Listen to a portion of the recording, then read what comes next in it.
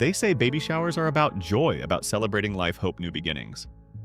But as I stood there that Saturday afternoon, awkwardly cradling my swollen belly in a borrowed maternity dress 2 sizes too small, I realized this wasn't a celebration.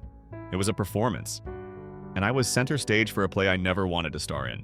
My name's Maddie Carter, 29 years old, single, pregnant, and scraping by on minimum wage tips at a diner off Route 45 outside Denver. And as of that moment when my older sister Savannah clinked her glass and said, "I just hope this baby doesn't turn out like Maddie," poor, alone, and desperate, I thought that was the most humiliating thing that would happen to me that day. I was wrong. Let me back up a bit. My family's not exactly the Norman Rockwell type, unless the painting showed perfectly polished smiles concealing decades of passive aggression and deeply buried resentments.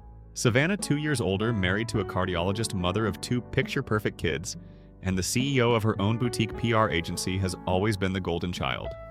Her Christmas cards arrive in foil-lined envelopes with perfectly staged family portraits where even their golden retriever looks airbrushed.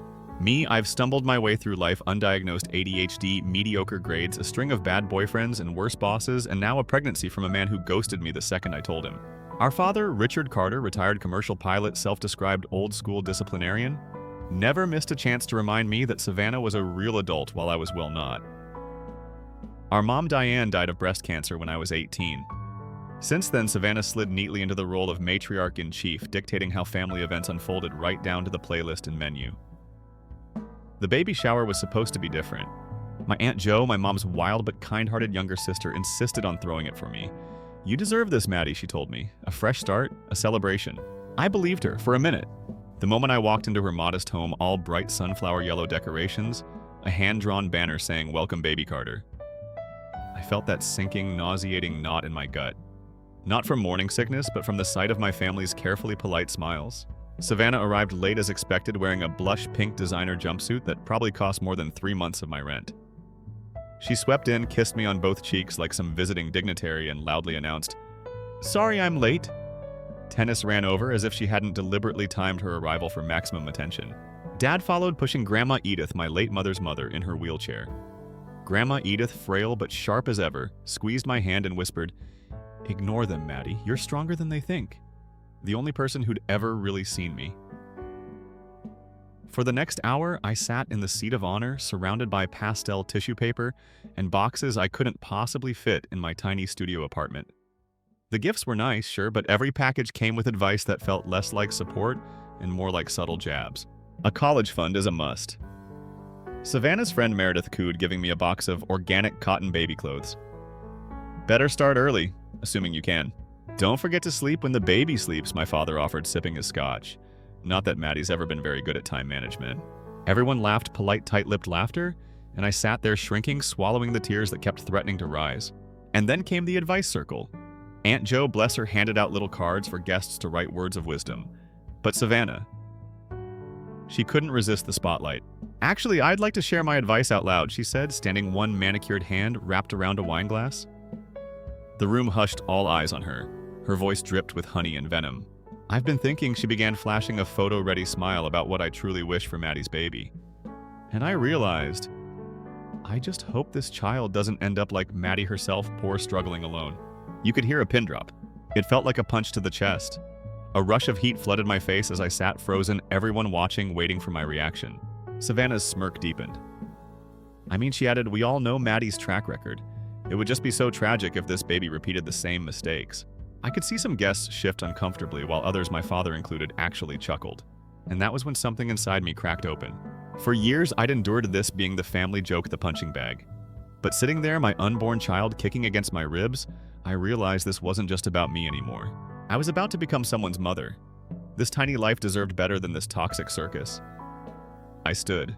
My knees wobbled, but I straightened my back, placed both hands protectively over my belly, and spoke, my voice calm, low but cutting. "You're right, Savannah," I said quietly. "I am alone right now. I am broke. But let me tell you something." The whole room seemed to lean in. "Love isn't measured by bank accounts or designer strollers or carefully curated Instagram feeds," I continued. "It's measured by how you show up when it counts. And you, Savannah, and you too, Dad, have shown me exactly what kind of love you're capable of." I met each gaze head on. Not enough. Grandma Edith reached for my hand again, tears in her cloudy eyes. Aunt Jo sat frozen, her mouth pressed in a tight line. But here's the thing, I went on my voice gaining strength with every word I will show up for my child. I will love this baby fiercely and fully without conditions or cruel remarks disguised as advice. And then just as I was about to excuse myself to gather what dignity I had left and leave there, was a knock at the door. Aunt Jo rushed to answer it and returned holding a FedEx envelope. "This just arrived for you, Maddie," she said, breathless, handing it over. Confused, I opened it. Inside was a formal letter from the Denver Children's Hospital Bone Marrow Registry. I froze. My prenatal blood work, the screening I'd almost skipped, but Aunt Jo insisted on, had flagged me as a perfect match for a 6-year-old girl named Emily Wong, battling leukemia and running out of time. The letter wasn't just a request for donation. It included a handwritten note from Emily's parents. "Dear Maddie," it read, "if you're willing to help our daughter, we'd like to help you too. We would like to cover all your medical costs and set up a trust fund for your child's education as a token of gratitude." The room fell into stunned silence. Even Savannah's practiced smirk faltered, replaced by something close to disbelief. My father cleared his throat as if preparing to speak, but I didn't give him the chance. "You see," I said, holding the letter aloft, "even strangers can show more kindness and respect than my own family." I took a deep breath. I'm leaving this party now, but I'm leaving on my terms, and this child inside me, she's gonna grow up knowing that worth isn't defined by what others think you're worth, but by how you show up for others when it counts. And that, dear reader, was just the beginning. I left that baby shower with my head spinning and my heart racing. The air outside Aunt Jo's house felt cooler than it should have, like the universe itself was trying to soothe me. But there was no soothing the mess inside my chest.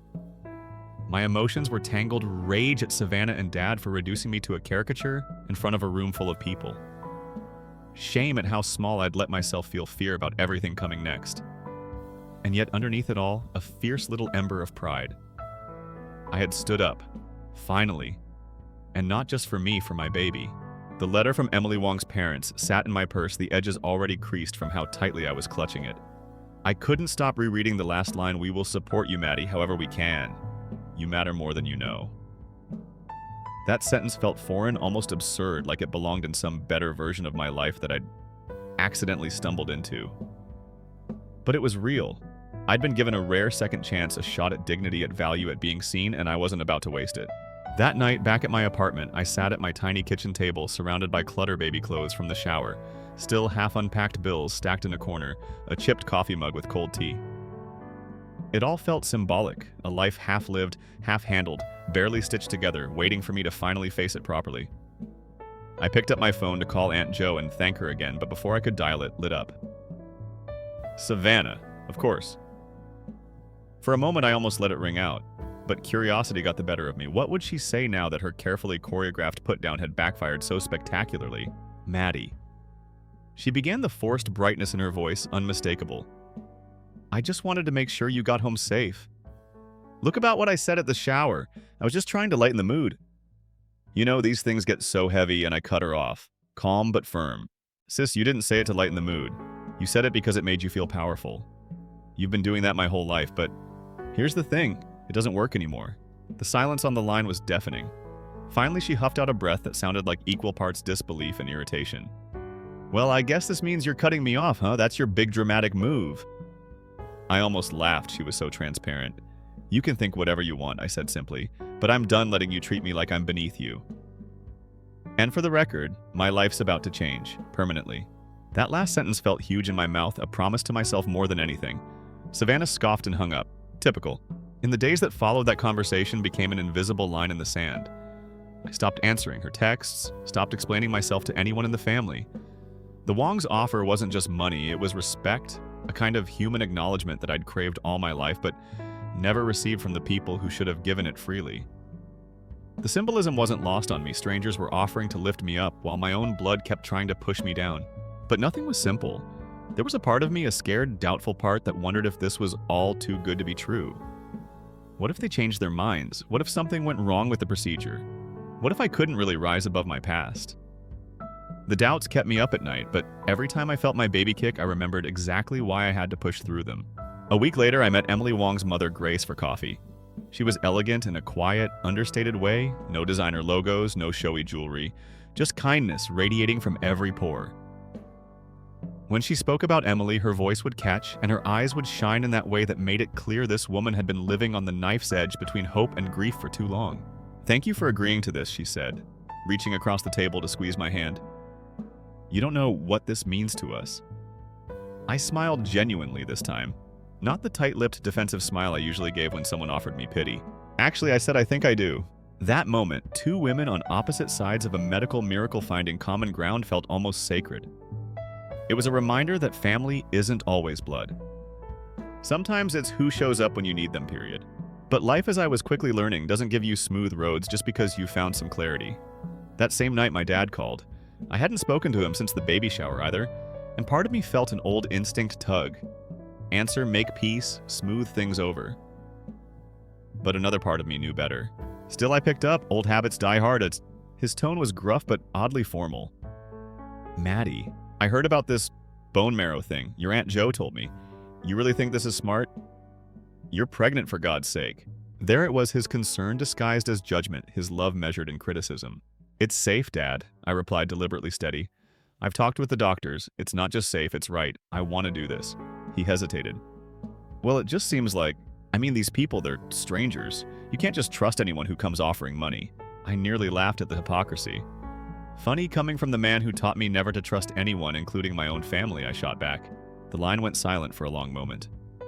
Then, softer than I'd ever heard him before, he said, "Your mom? She'd be proud of you." "You know that, right?" The words landed like a punch to the gut. I didn't know whether to cry or hang up, but I let the silence speak for me. When he didn't say anything else, I quietly ended the call. That conversation stayed with me for days, not because I believed him, but because it reminded me how broken our family dynamic really was. He couldn't celebrate my courage without tarnishing it with doubt. Even his praise felt conditional, fragile, temporary. And yet it was exactly this kind of emotional test that clarified my mission. My daughter wouldn't grow up like I did. She wouldn't inherit this legacy of passive-aggressive love and cold dismissals. She'd know warmth, generosity, strength. The day of the donation arrived quicker than I expected. Denver General's transplant unit was quiet, almost serene, a far cry from the emotional chaos of my life leading up to it. As I sat in pre-op gown on IV in my arm, my nerves flared. What if something went wrong? What if this made me weak, vulnerable, unable to work, unable to care for my child? But then I remembered every real change carries risk. Every boundary you set, every abusive relationship you walk away from, every stand you take, it all carries the possibility of pain. And still we must do it. That's how we break cycles. When the anesthesia took hold, my last thought was of my baby's future and how this act would symbolize everything I wanted her to know about who her mother truly was. I woke up groggy but at peace. Grace Wong was waiting outside recovery with tears in her eyes, holding my hand and thanking me over and over. And that was when it hit me fully. I had stepped outside my old narrative. I wasn't Maddie the family failure anymore. I was Maddie the lifesaver. But just when I thought my story was finding a new rhythm, life threw me another curveball. 2 days after the surgery, Savannah showed up at my apartment unannounced, holding a gift basket filled with overpriced lotions and chocolates. Her smile was brittle. Her eyes darted around nervously. She perched on the edge of my couch, launching into an apology that sounded almost scripted. "I've been reflecting," she said, her voice dripping with faux sincerity. "I realize I may have been harsh at the shower. You know how I can get when I'm under stress." I listened quietly, watching her closely. The old me would have melted at this performance, desperate to be loved, desperate to be accepted. But now I saw her clearly for what she was.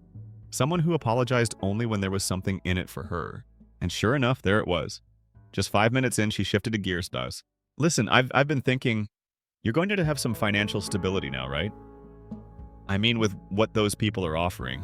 I just thought, maybe we could go into business together. I could help you manage the trust fund, keep things organized. Make sure no one takes advantage of you." There it was, the catch, the hook, the greed disguised as sisterly concern. And that's exactly where I'll leave this part of the story. Because what I said to Savannah next, it changed everything again. I stared at Savannah perched on the edge of my faded couch, all glossy hair and manicured nails.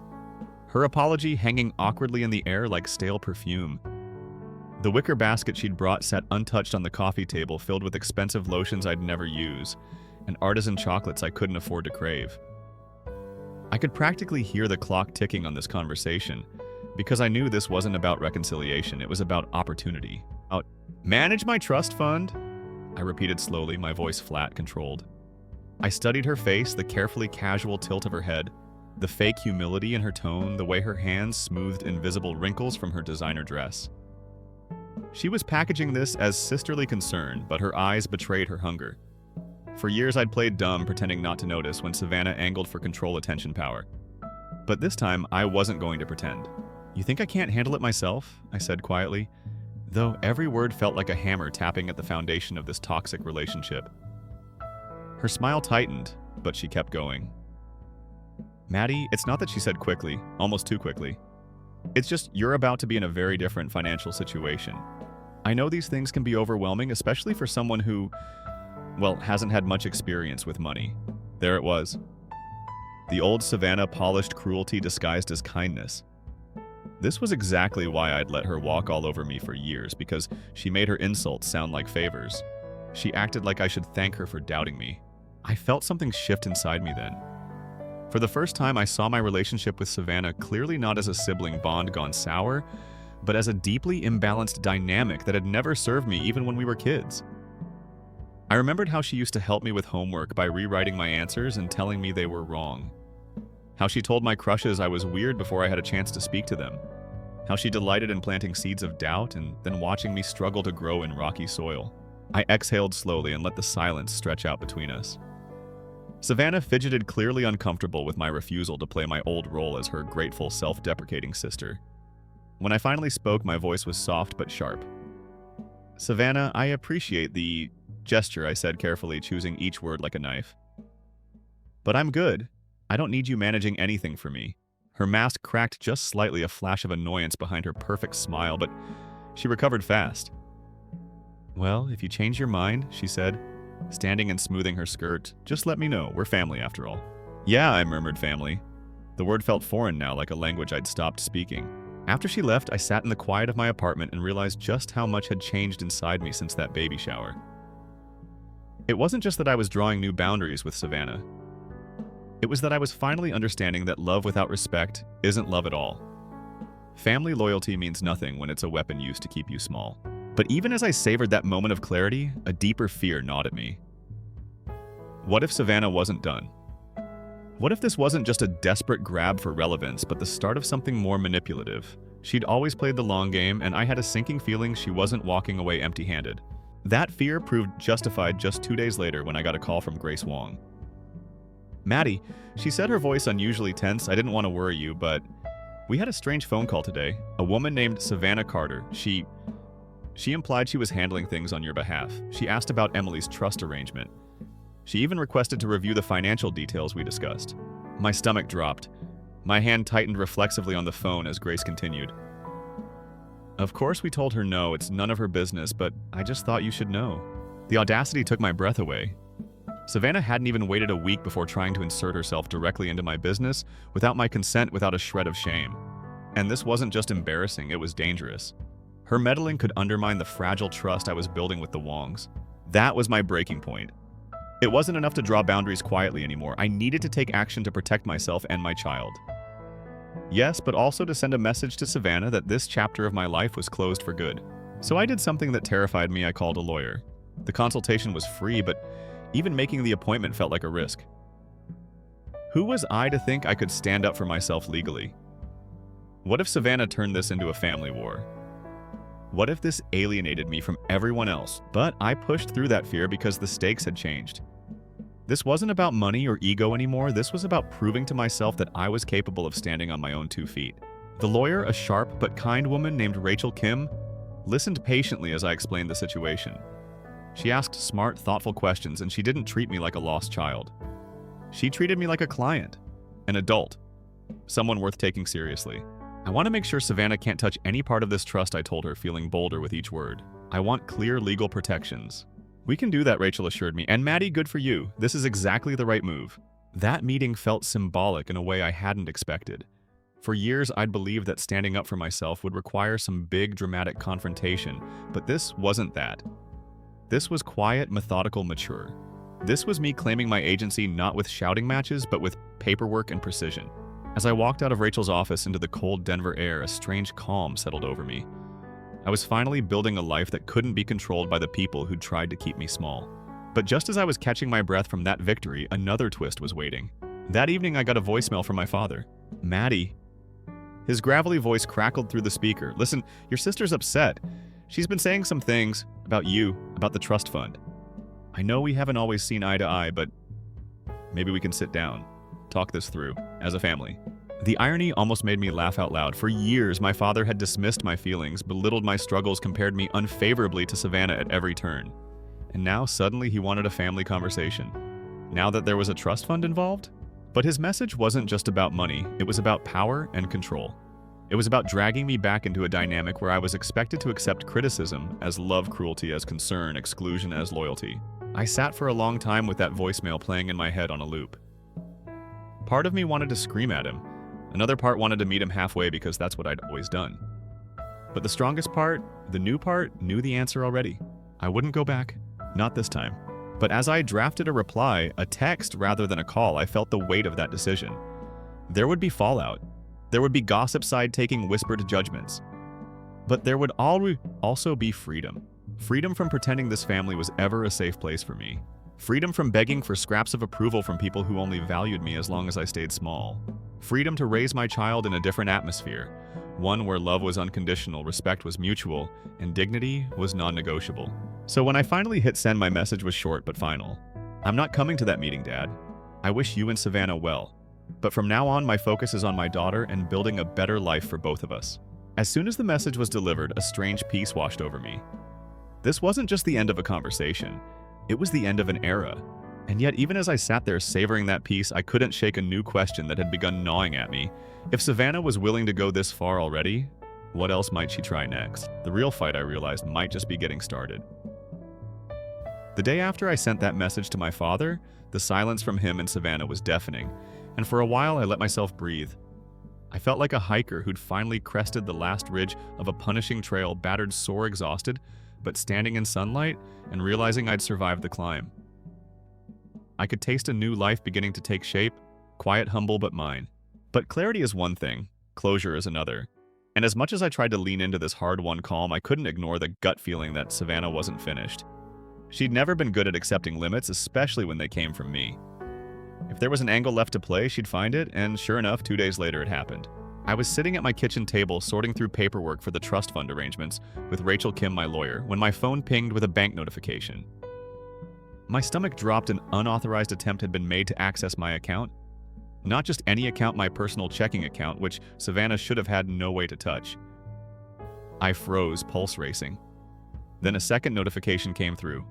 Another failed attempt, this time to change my online banking password. It was unmistakable. This wasn't just curiosity, this was intrusion.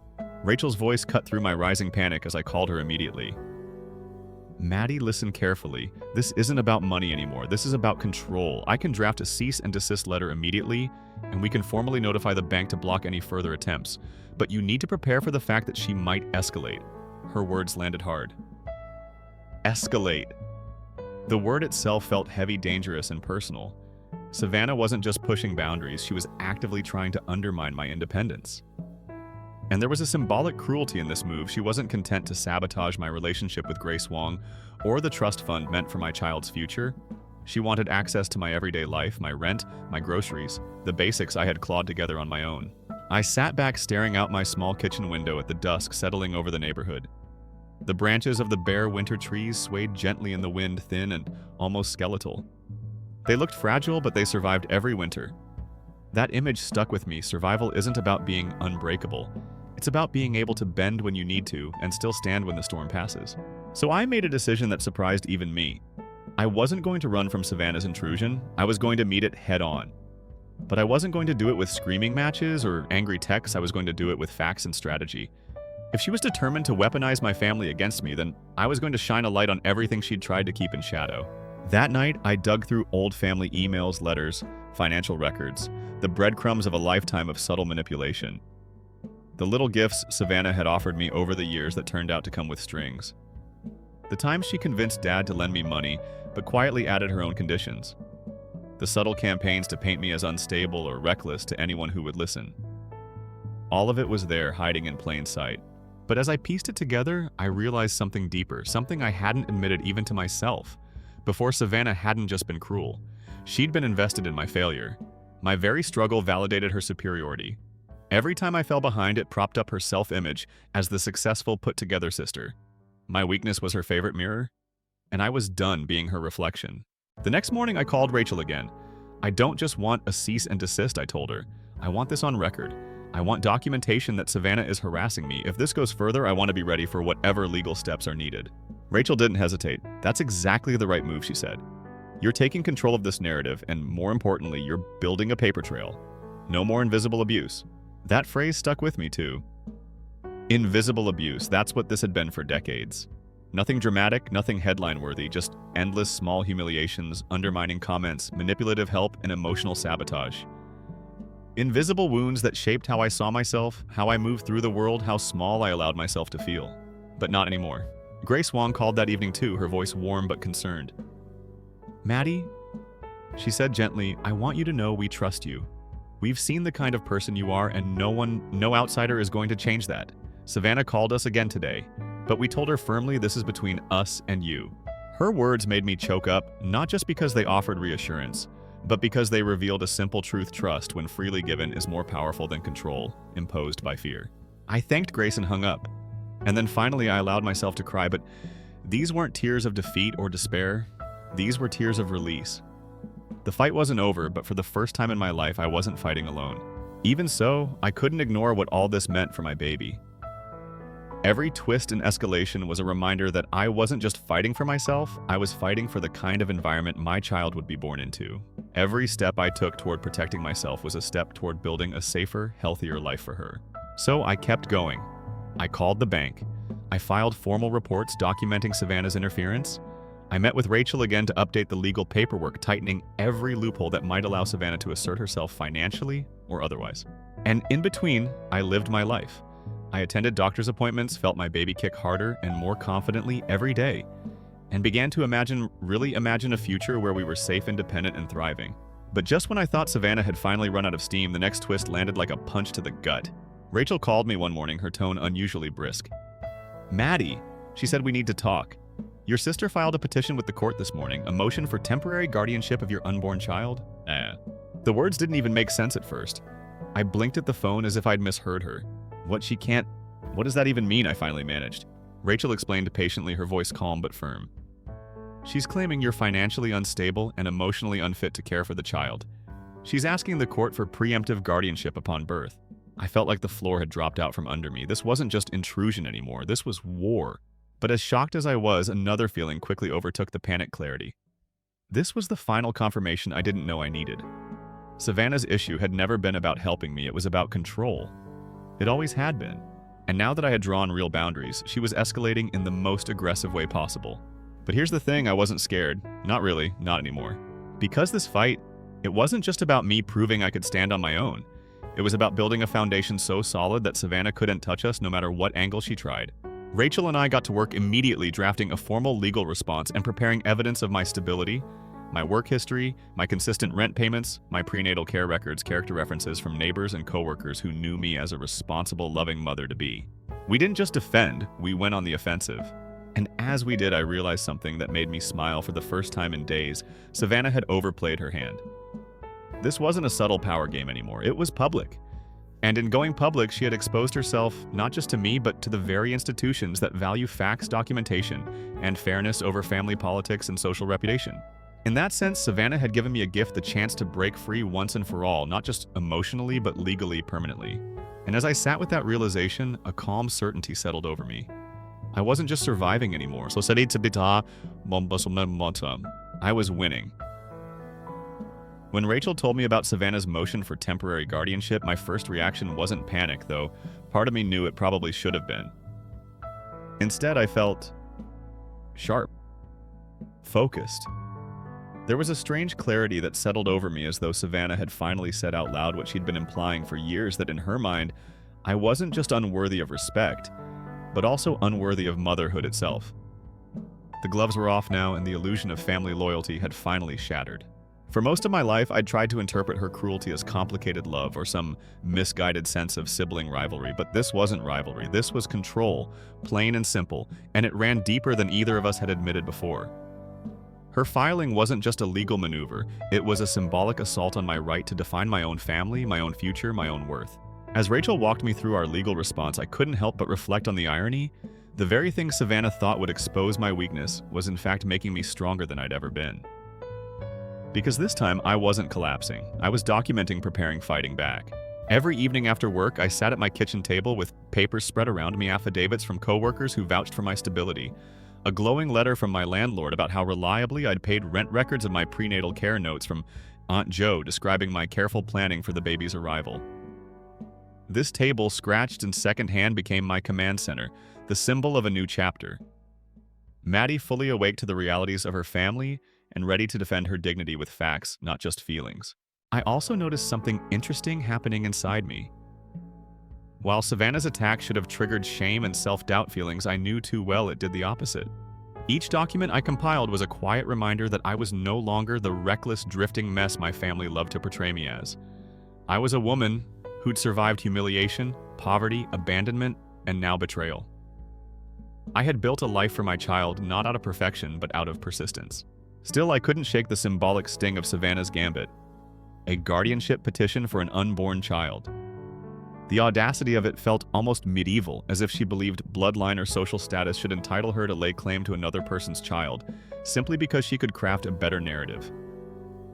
It made me think about how society often still privileges image over substance, pedigree over character, reputation over reality. Savannah was counting on that dynamic to work in her favor, counting on the idea that as a successful, polished, married woman with money, she would simply look like the better mother figure to a judge. But the world was changing, and so was I. The court hearing date came quicker than I expected. I arrived early wearing my one professional outfit, a simple navy dress that I'd ironed twice that morning. Sensible shoes, no jewelry except the small necklace my mother had given me years ago, which felt like both armor and memory. As I waited outside the courtroom, I felt my daughter move inside me, a soft, rhythmic kick, almost like she was reminding me, "You're not alone in this." I rubbed my belly gently, anchoring myself in that small but powerful truth. When Savannah arrived, she looked exactly as I expected, flawless, composed, and utterly disingenuous.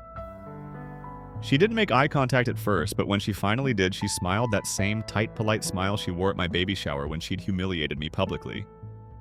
She thought this day belonged to her. But what she didn't know was that I wasn't here to play defense. I was here to take back control of the narrative. The hearing itself was surreal. Her lawyer made all the expected arguments that Savannah was stable, successful, and could provide a better environment for the child than I could. The subtext was obvious. Savannah's polished exterior trumped my paycheck-to-paycheck existence. Her lawyer subtly referenced my history of financial hardship, implying that struggle equated to incapacity. But then it was Rachel's turn. Calm, precise, and brilliant, she laid out a counter-narrative, one built not on aspiration or illusion, but on fact and resilience. She presented documentation of my consistent work history, rent payments, glowing character references, and careful preparation for the baby's arrival. She emphasized my commitment to creating a safe, loving, and stable environment, despite not having Savannah's bank account or social standing. And then in a twist that surprised even me, Rachel called a witness. I hadn't expected Grace Wong. Grace took the stand and with quiet dignity told the court exactly why she and her husband had chosen to offer me support. She spoke not just of my bone marrow match with Emily, but of the qualities that had struck her, my kindness, my thoughtfulness, my tenacity. She described how I had handled the entire donation process with grace and maturity, beyond my years while pregnant no less, and how I had never once asked them for anything beyond what they had offered freely. Her testimony reframed the entire conversation. Suddenly, this wasn't just about Maddie, the struggling sister, or Maddie, the single mother. This was about Maddie, the lifesaver Maddie, who showed up even when it was hard, even when she had every reason not to. The courtroom was quiet as Grace spoke, and I felt Savannah stiffen beside her attorney's table. She hadn't counted on this. She hadn't counted on someone outside our family bearing witness to my worth. Because Savannah's power had always depended on keeping the narrative within the family, within a closed system she could manipulate. But the Wongs, they were immune to that manipulation. Their love, respect, and gratitude were genuine and public. The judge asked only a few quiet, thoughtful questions before ruling decisively. This court sees no reason to consider preemptive guardianship. The petition is denied effective immediately. No hesitation, no ambiguity. It was over. I sat there stunned, half expecting Savannah to object, to shout, to demand some final word, but she didn't. She just sat frozen, her mask cracking at the edges. For the first time, she looked small to me, not the towering figure she'd always been in my life. As I left the courtroom, Rachel squeezed my shoulder. "You did this, Maddie," she whispered. "You didn't just survive this, you took control of it." But even in victory, I felt a complexity in my emotions. Because this battle had exposed more than Savannah's cruelty, it had exposed a family system that had conditioned me to believe I was small, dependent, and incapable. This fight had been about so much more than a guardianship petition. It had been about my right to define my own worth outside of anyone else's version of me. And yet, just as I was walking back to my car, phone off, and savoring a moment of peace, I saw something that made me pause. In the corner of the courthouse parking lot, Savannah sat in her car alone, staring straight ahead. Her perfect posture was gone, replaced by a slump I had never seen before. Her hands gripped the steering wheel tightly, but her eyes were unfocused, almost hollow. She didn't even notice me walking by. For a brief moment, I felt something unexpected, not satisfaction, but sadness. Because in that moment, I saw her clearly too. Savannah wasn't just cruel or manipulative. She was too trapped in an identity built on comparison control and maintaining an image that required my failure to stay intact. Without me playing the mess, she didn't know who she was. But that was her journey to figure out, not mine. My story was moving forward. Still, that image stayed with me as I drove home. Because while I had won this battle, I knew the war wasn't over, not just with Savannah, but with myself. The old voices would return from time to time, doubt, guilt, fear, but now I had something stronger than those voices, proof that I could fight back and win. And as I pulled into my apartment's driveway and placed my hand gently on my belly, I whispered to my daughter, "This is what strength looks like, baby. You'll never have to question it or earn it the way I did." But even as I said it, a question formed at the back of my mind: what would Savannah do next? Because if I'd learned anything, it was this: control doesn't die quietly. The image of Savannah sitting alone in her car stayed with me long after I left that courthouse parking lot. It wasn't the victory lap moment I thought it would be, it was something more complicated. There she was, my lifelong nemesis, looking as lost and hollow as I used to feel. I didn't pity her, but I did recognize the emptiness in her expression. That look didn't belong to a winner, no matter how perfect her clothes or reputation appeared. It belonged to someone whose entire identity had been built on controlling the people around her.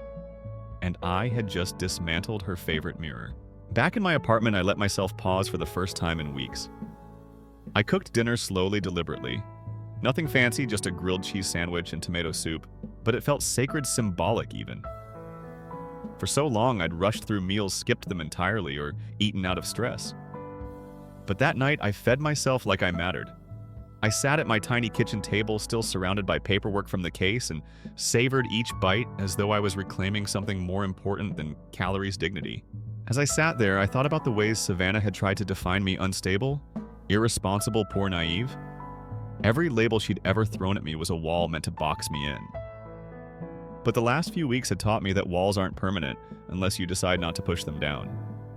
I had spent nearly 3 decades inside those walls until I finally saw the cracks and realized I could walk through them.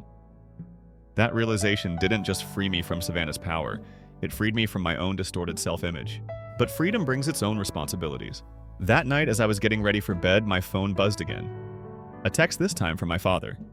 Simple, clipped, but sharp enough to draw blood even through a screen. "You embarrassed your sister. Don't expect to be welcome at family holidays." It was the kind of threat I would have once internalized as punishment, a sign I'd failed again.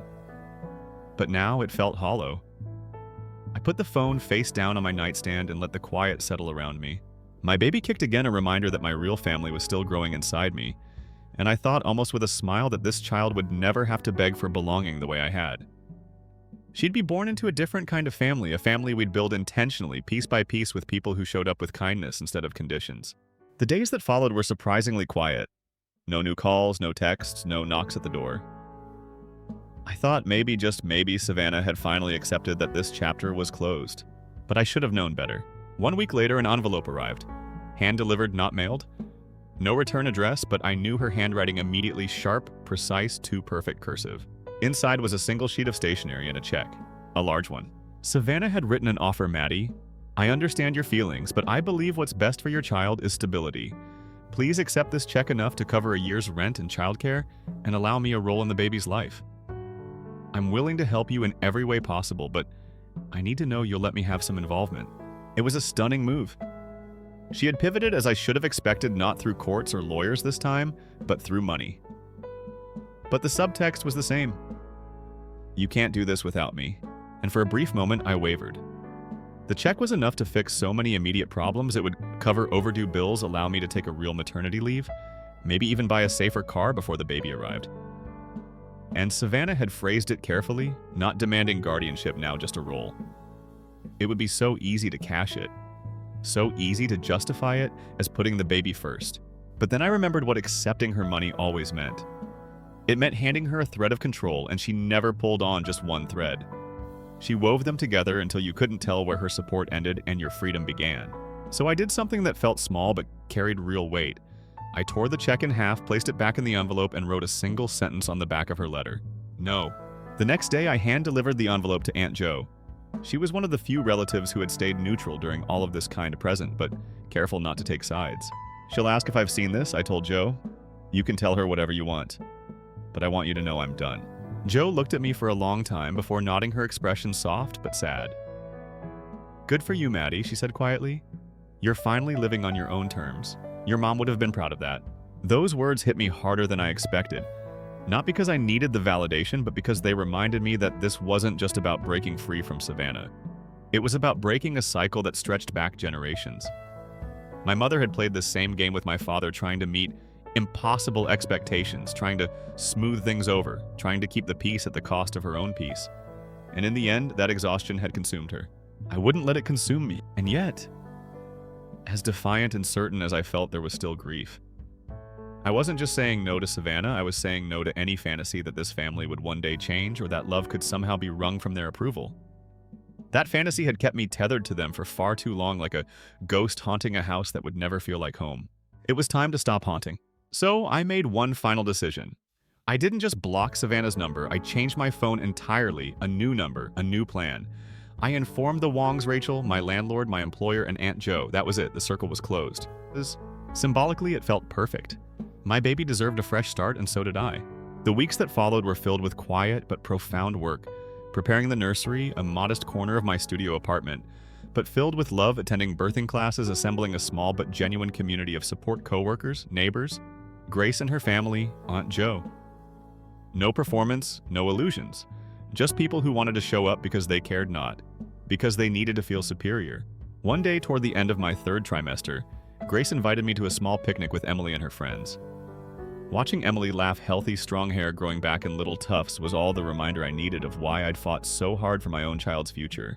Emily ran up to me and hugged my round belly. I can't wait to meet your baby, she said brightly. I'll be like a big sister. That simple statement nearly brought me to tears.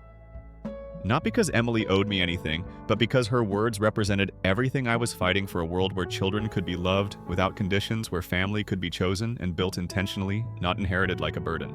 That night, as I lay in bed, I felt my baby shift again, and this time it felt different. Calmer, as though she too understood that we were ready. And yet in the quiet darkness, a question returned. A question I would carry forward perhaps for years to come. Would Savannah ever truly let go? Because control doesn't die quietly. It lingers, waiting for a moment of weakness, a crack in the foundation. I knew this battle was over, but the war would live on as a vigilance inside me, a constant awareness that protecting my child wasn't a one-time event. It was a lifelong commitment. But for now I had won, and that was enough. Story 2. I never thought the day would come when I'd feel like a stranger in my own home. My name is Ethan Carter, and I'm 34. I run a small custom furniture shop in our town.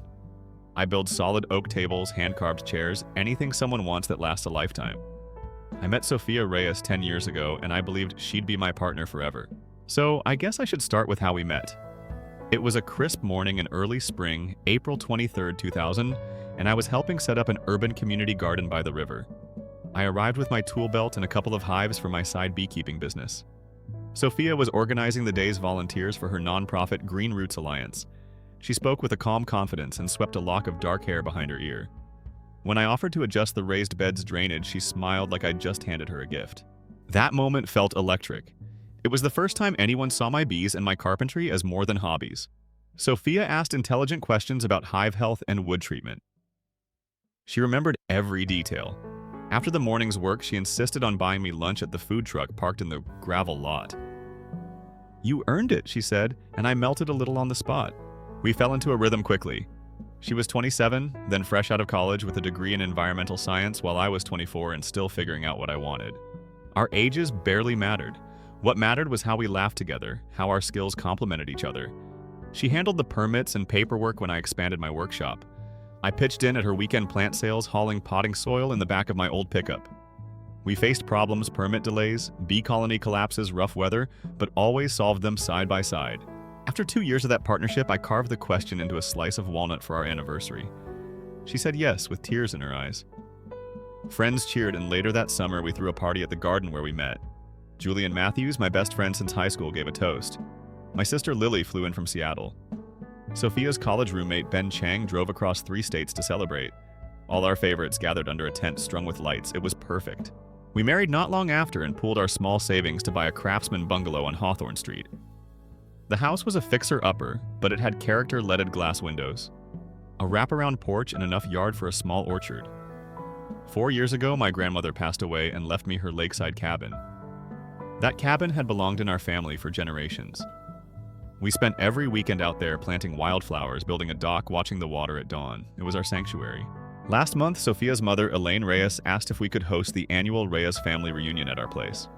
The Reyes clan does a big gathering every July, grilled fish by the lake, homemade tamales, karaoke until dawn. Elaine, her brother Marco, her sisters Camilla and Teresa, and all their kids would descend on us for 3 days. We agreed without hesitation. We wanted to share our little paradise. 5 days ago, I took Friday off to set up tables and lights. I woke up at 6, buzzing with excitement. Lily Matthews, my young apprentice in the workshop, drove out with me to unload crates. Sophia made coffee and breakfast burritos. She was unusually affectionate that morning. She tickled my ribs, pressed a kiss on my neck, said, "I've got butterflies for our first big party." I smiled and hugged her like I'd never let go. Around 11, I realized we were low on cider. The family drinks a lot of cider. I stepped into our garage to fetch bottles from the mini fridge we keep by the workbench. The door from the kitchen was cracked open. I cleared my throat. I'll grab more from the fridge, but then I heard it. Ethan said, a cold, mocking voice. It was Marco, Sophia's older brother. His tone dripped contempt. "I still can't believe she wasted 10 years on you." I froze. My heart thudded so hard I thought it might crack my ribs. A few feet inside, I could see Marco leaning against the counter. Beside him stood Camilla, her arms crossed and lips curled in a smirk I'd never seen before. They whispered something. Sophia laughed a harsh laugh, not her usual gentle melody. She sounded angry, real anger. They named numbers, my custom shop, the cabin, the house on Hawthorne. They laughed about alimony and draining his account dry. Elaine's voice joined in. "Make sure you change the locks before he even realizes." My chest tightened. I swallowed. My hands trembled. I backed out of the garage without a sound and closed the door. I walked down the porch steps pretending to adjust a lawn chair. I forced a smile when Sophia reappeared. "Everything okay?" she asked, tilting her head. I said yes, and she nodded. We grabbed more boxes, talked about the flower arrangements, the lighting plan. Anything but what I'd just heard. I played the host all afternoon. I grilled. I mixed cider drinks. I told jokes. All the while, my mind reeled. I kept thinking, did I really hear them?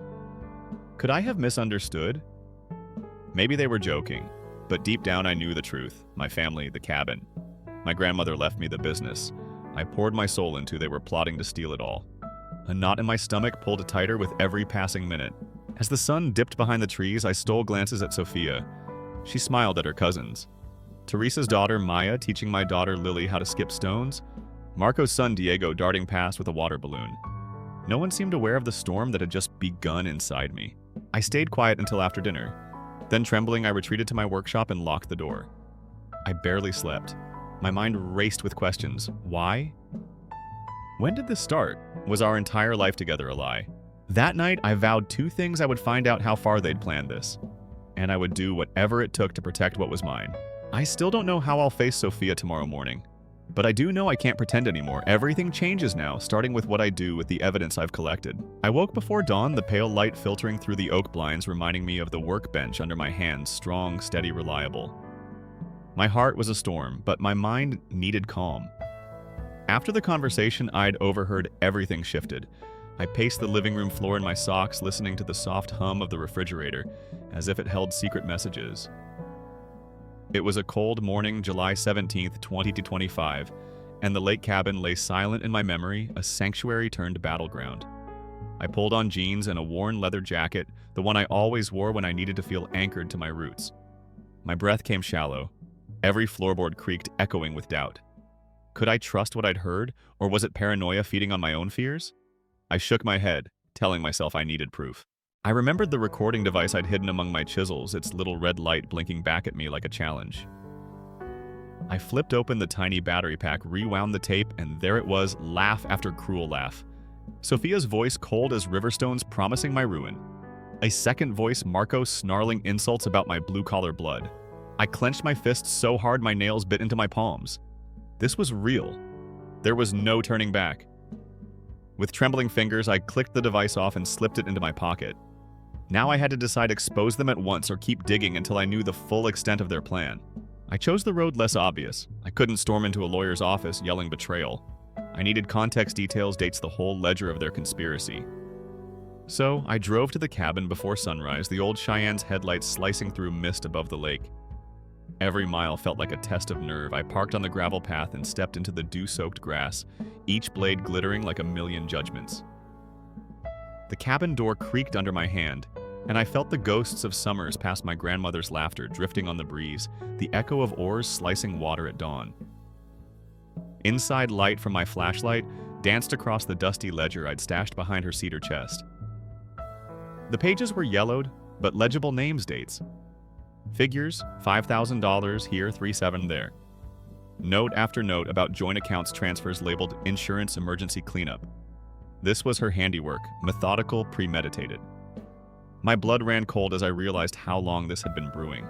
They hadn't just planned a one-off, they'd plotted it chapter by chapter like a novel with a villain's blueprint. I flipped the page and froze an entry. For last week, locksmith called. Schedule change. Ethan busy with grandchildren.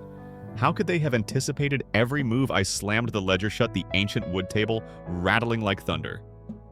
My pulse hammered. I lifted the device and placed it on the table, then whispered into the dark. You're mine now. In that instant, a distant rumble sounded an engine. Someone was driving down the gravel path. The front door clicked. Back home, my workshop felt claustrophobic, every tool suddenly suspicious. I set up a small camera above the main workbench, wedging it behind a stack of oak planks as if placing a guardian spirit. Bees buzzed softly in the jars, lining the shelves, symbols of community, yet creatures I understood better than most. In their hives, every bee had its role, and every threat was met with fierce defense. I poured coffee into my favorite mug, its cracked handle a reminder that strength often came with scars. My phone buzzed with a text from Lily Matthews. Hey Dad, train's backing up in the shop again. Want me to swing by her words? Innocent caring. I typed back, give me an hour. I needed to rattle Sophia to see if she'd slip. If she reached for the lockbox where I'd hidden the cabin's deeds, the camera would catch her. If she tried to wire transfer money, I'd have time to block it. It felt like playing poker with my own life, every move risky, every bluff a test of courage. Outside clouds rolled in dark as bruises promising the afternoon storm. I tightened my raincoat collar, remembering how Sophia once said, rain cleansed the soul. I liked that thought now, but as I moved to adjust the camera lens, there was a sudden crash. A plank knocked off the shelf, falling at my feet. I leapt back, heart pounding. Was it a coincidence, or was someone here already? The door to the workshop, which I'd locked moments ago, stood ajar. The door's broken seal felt like a betrayal. I froze, hand hovering above the oak mallet on my bench. Every instinct screamed to bolt, but I needed to know. I stepped in knees, rigid eyes scanning the gloom as rain began to drum on the tin roof. The pitter-patter sounded like whispered secrets. The shattered jar of screws on the floor glinted in the camera's infrared glow. My heartbeat thundered in my ears. I'd built this place with my own two hands. Every scratch in the floorboard held a memory of late nights and first commissions. Now someone had desecrated it. I edged forward, muscle coiled for flight or fight. Then I heard a soft voice, Ethan? It was Sophia, her tone trembling as though she'd rehearsed it a dozen times. Even through the distance, I could smell her perfume, the floral notes I once adored. My chest tightened. I lifted the lid of the lockbox on the bench where deeds and insurance policies slept in leather sleeves, and my hand shook as I flipped it open.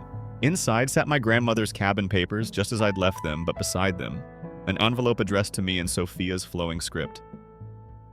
My breath caught as I slid it open. Inside was a photograph, me and Sophia at the Garden Volunteer Day, smiling in sunlight, younger, innocent. But scribbled across the back in crimson pen was a single word, liars. My world tilted. I turned to face her. She stood in the doorway, rain dripping from her hair. Our eyes locked, the moment froze in time, and then she whispered, "We need to talk." Now we stand at the edge of truth and lies, and I have to decide whether this is her final confession or another layer of deception. I stood in the dim light of the workshop, the smell of sawdust and metal filling the air as Sophia's voice seemed to hang in the space between us. She looked smaller than I remembered, frail, almost fragile, the kind of fragile that had a sharp edge to it like glass waiting to shatter. My hands were still trembling, though I didn't let her see it. I could hear the rain tapping against the roof now, a steady rhythm like a clock counting down the seconds to something I wasn't sure I wanted to face. "Ethan?" she repeated, stepping closer, her eyes wide and brimming with that look of guilt I hadn't seen in years. The same look she used to give when she broke something in the kitchen as a child and didn't want to own up to it. But this wasn't a broken dish. This was everything. "We need to talk," she said again, as though those words could erase the poison I'd heard in her family's plotting. I stared at her, my chest tight with a rage I couldn't yet express. All the years of trust of building something from nothing together burned away in a single instant. "Talk about what Sophia, about how you plan to take everything from me, or how you've been lying for months." I felt my voice crack as the words left me. She flinched, her lips trembling. That reaction felt like a betrayal too. Because I knew her. I knew how she was when she was lying. And right now she was doing the thing she did best, pretending I didn't already know. But I wasn't that man anymore. I wasn't the one who would let the words slip through my fingers without a fight. The truth hung between us like an iron bar. I crossed my arms, staring her down. "What did you think would happen, Sophia? You think I wouldn't find out? That I'd just stay quiet?" There was no response, just the sound of her shallow breathing, the tension thickening the air, but I needed her to answer. I needed her to break, to own up to it all. "How long, Sophia? How long did you think you could get away with it?" The silence between us stretched. She looked down at the floor, her hands twisting in front of her, the same nervous habit she always had when she was caught in a lie. It felt so small, that movement, so utterly unworthy of the gravity of what we were facing. "I never wanted it to go this far," she whispered. I didn't mean for this to happen. They kept pushing.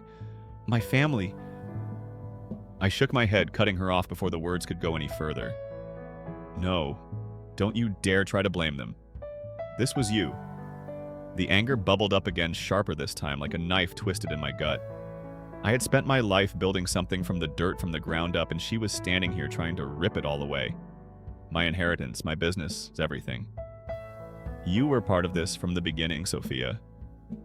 You chose this." She swallowed hard, eyes filling with tears, but it wasn't enough. It wouldn't be enough. "I never thought it would be like this," she whispered, but the words rang hollow. This wasn't guilt, it was regret.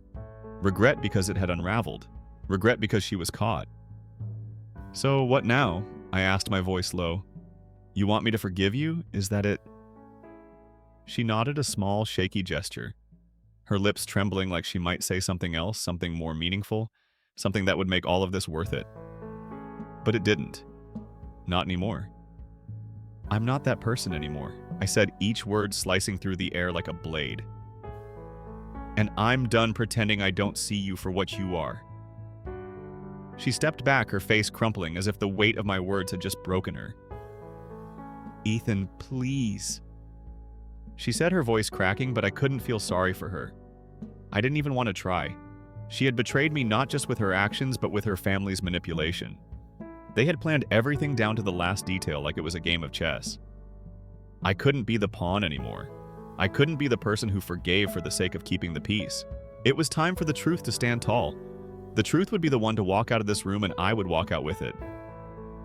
"You need to leave," I said. The words were final. I wasn't asking. I wasn't negotiating. The house, our house, had become a battlefield, and I wasn't going to stand on the losing side. I was done pretending I didn't know what was happening. I turned away from her, then my body rigid, my mind already shifting into what came next. I didn't need to hear any more apologies. I didn't need her explanation. Everything that needed to be said had been said loud and clear in that small, miserable garage. As I moved toward the front door, I heard Sophia's voice crack again, her pleading becoming more desperate. "Please, Ethan, don't do this." But I was already stepping out into the pouring rain, each drop stinging my skin like a reminder of the storm I had to weather. I didn't look back. I couldn't. The rain was a cleansing storm, but I felt no relief. There was no peace in it. It wasn't the rain that would wash away the betrayal, it was my own hands now gripped firmly around the control I needed to take back. I couldn't afford to lose what I had worked for, what we had worked for. The lake cabin, the business, the future I had dreamt of alone, because I realized I wasn't going to get it back by pleading for her to change. I walked through the rain, past the garage, toward my truck. As I climbed inside, I dialed my lawyer. There was no more hesitation. I had to secure everything, my business, my future, my name. "Hello," my lawyer answered. "We're moving forward," I said. The weight of those words felt heavy but necessary. "I'm done waiting." I hung up, staring out at the rain streaking across the windshield. My chest still ached with anger, but underneath that was something else, something quieter, something cold. A resolve I hadn't had before. I wasn't going to lose. As I drove toward my office, every thought honed in on the next move. Sophia's confession, her tears, they were all part of the act now. But the game was far from over. In that moment, I understood the real game being played. It wasn't just about betrayal or trust, it was about power. My family, my business, everything I had worked for was now in the hands of lawyers and judges, and every decision they made would be a step in the path of either survival or destruction. But I wasn't about to let them win, not after everything. And as I turned into the parking lot, I knew what I had to do next. The stakes were higher than ever before. What would happen when Sophia realized I was no longer playing by the rules they set? The thought of it made my pulse quicken. One thing was for sure, this war had only just begun. I sat in my office that afternoon staring at the stack of legal documents in front of me. The papers, all neatly organized, felt like a weight pressing down on my chest. It wasn't the paperwork that made me feel trapped. It was the realization that every word on these pages was a life I'd built, a life I was now fighting to keep. My lawyer Charles had assured me that with the evidence I'd gathered, we were in a strong position. But the thing that gnawed at me wasn't the legal battle itself, it was the betrayal. Sophia. I couldn't stop thinking about the moment she left the workshop, her voice shaking with that hollow desperation. The look on her face, frantic pleading, was so far removed from the woman I had married. I hadn't known who she truly was, and that thought haunted me. Her family had twisted her into something I no longer recognized. Or maybe she had always been that way and I'd just never seen it. A part of me wanted to pick up the phone to call her, ask her to explain herself, but I knew better. I knew that nothing she could say would undo what had already been done. Trust is like a glass once shattered, it can never be restored to its original form. I signed the documents in front of me, my pen moving steadily across the page. Each signature felt like an affirmation of my own strength, an acknowledgement of the person I had become. The man who wouldn't back down. The man who would fight for everything he had worked for, even if it meant losing everything else in the process. Charles gave me a sympathetic glance as he slid the final piece of paper over to me. "You're doing the right thing," he said, his voice low. I looked at him, my jaw set. "I hope so," I replied, but deep down I knew there was no turning back. The days blurred into one another after that meeting. Every morning I went through the motions, getting up, eating breakfast, heading to the workshop, but nothing felt the same. The air around me seemed thicker, more suffocating. Every step felt like I was walking on a tightrope, balancing between what was right and what I had to do to survive. I could feel the walls closing in on me, the pressure mounting. Sophia wasn't home when I returned that evening. I didn't know where she was, and frankly, I didn't care. For the first time in years, I felt a strange sense of relief. There was no more pretending, no more empty promises of reconciliation. This was it. This was the end. The house felt too quiet, almost oppressive. I walked through the rooms, my feet dragging on the hardwood floors as I passed the dining room where we used to have dinner together. Laughing at the simplest things, now it felt like a ghost of a life that could have been. I stopped in front of the fireplace, my fingers brushing the stone mantel as memories swirled in my mind. It was hard to believe that just a few months ago I had believed in a future with her. I had trusted her with everything, and now that trust had been shredded, burned away by greed and manipulation. A sudden flash of rage hit me sharp and quick like a punch to the gut. I couldn't understand how she had done this, how she had let her family manipulate her into destroying everything we had built. It was as if they saw me as nothing more than a stepping stone to their own ambitions. They never cared about me. They never saw me as enough. My hands clenched into fists and I took a long, steadying breath. Anger was a dangerous thing. It could consume you if you let it. But I wouldn't let it. Not this time. I had to stay focused. The next morning, I met with my accountant, Howard. He had been a close friend since high school, and now he was an invaluable ally in this fight. We sat across from each other at his cluttered desk, the soft hum of the office lights the only sound as he flipped through the financial statements. Howard's eyes narrowed as he reviewed the documents, his brow furrowing in concentration. "There's more here than I thought," he said, his voice low. I leaned forward, watching him closely. "What do you mean?" I asked. He pointed to a series of transactions, small amounts here and there, nothing too big to raise suspicion on its own, but enough to add up. Sophia has been siphoning off funds for months. These aren't just casual withdrawals. She's been diverting money into a separate account, and it's a substantial amount, almost 30 grand. My stomach turned. The feeling of betrayal intensified, suffocating me with each word. I had been blind to all of it. Every purchase, every emergency withdrawal she'd made from our joint account, it had all been a calculated step in a much larger scheme. "I thought you handled the finances," Howard said, his voice a mixture of sympathy and confusion. "She did," I said, my voice distant. I trusted her. I spent the next few hours at the workshop, but it felt like I was moving through a fog. My mind raced with everything I had learned, the new evidence piling up like bricks in a wall I couldn't escape. The phone in my pocket buzzed, and I pulled it out to see a message from Sophia. "We need to talk." The words were simple, but they sent a wave of anger crashing through me. She was still playing the game, still pretending that we could fix this, that we could somehow go back to the way things were. I wasn't that person anymore. I couldn't pretend. I didn't respond. Instead, I went back to my desk, scanning over the papers again, looking for the loopholes, the cracks in her plan that I could exploit. Every piece of evidence I gathered was a tool, a weapon in this war I hadn't chosen but was now forced to fight. But the deeper I dug, the more it became clear, Sophia's family wasn't just a problem, they were the problem. They had been the ones orchestrating everything from the beginning. And I realized something even more chilling. They weren't just after my money. They wanted to tear me down, to humiliate me. The idea of watching me lose everything, of watching me crawl, that was the true goal. But they didn't know me. They didn't know how much I was willing to fight for what was mine. It wasn't long before I found myself at the courthouse, my attorney by my side, preparing for the preliminary hearing. The courtroom felt sterile, cold, like a place where people's lives were dissected and judged with no mercy. My heart beat steadily in my chest, but the moment I walked through those doors, something shifted inside me. I wasn't just fighting for my business or my inheritance anymore. I was fighting for my dignity, my place in this world. Sophia wasn't here, not yet anyway, but her presence loomed over me. The judge would ask about the missing money, the questionable withdrawals.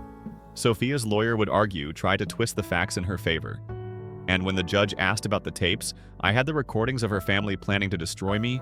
I knew her mask would finally crack. I could almost see the look on her face, the realization that I had seen through the act. And for the first time in months, I felt something other than anger. I felt like I was finally in control. The moment the doors opened, I turned to face the storm I knew was coming.